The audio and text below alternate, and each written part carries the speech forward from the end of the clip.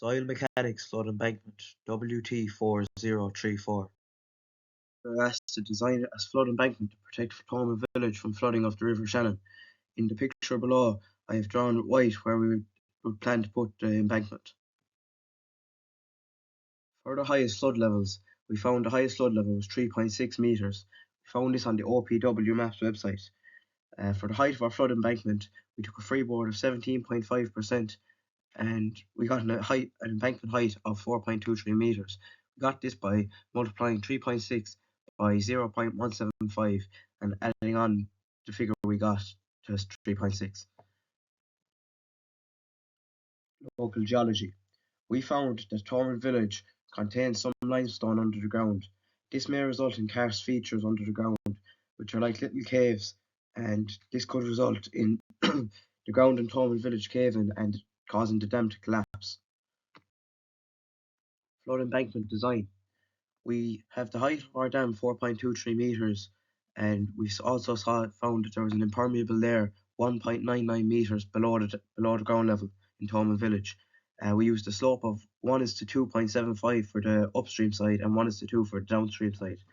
We found this information from a document by the US Army Corps of Engineers that was on design and construction considerations for earth and rockfield dams. When constructing our dam, we took into consideration many failure modes that can occur. Properly compacted fill materials using impermeable clay were used to prevent piping, and a filter drain was fitted to stop infiltration of water.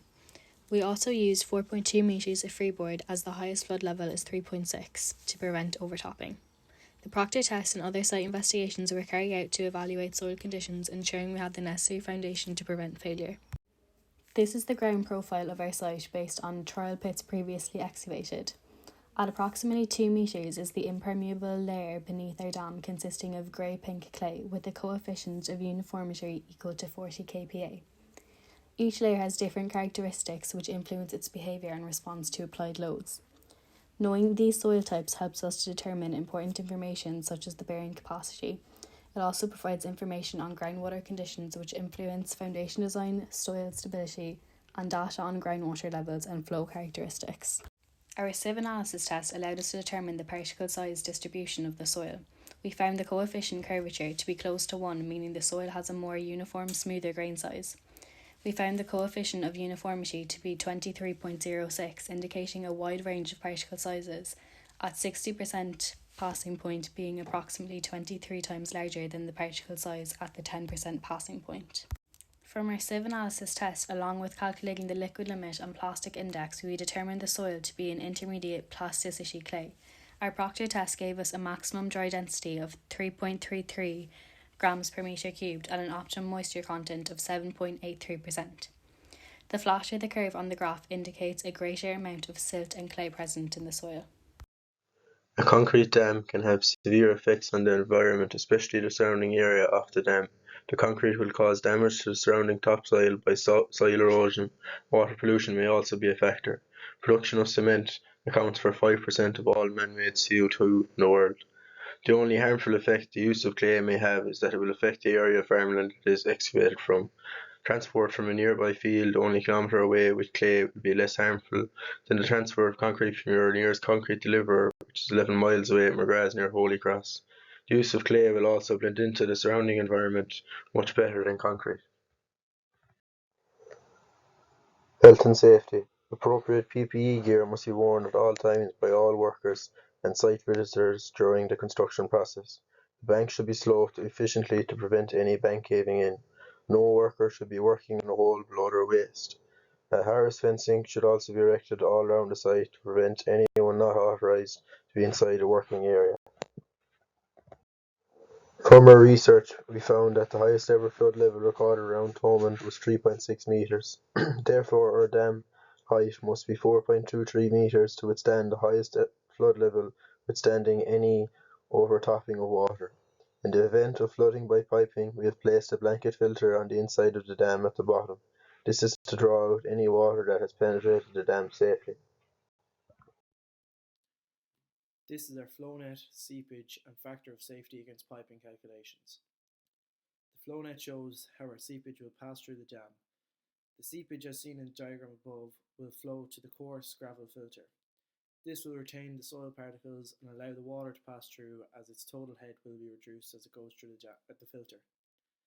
The filter, which will retain the soil particles, will ensure structural integrity as it prevents piping in the dam. We calculated the seepage through the dam per day to be 2.0736 by 10 to the minus 5 meters cubed.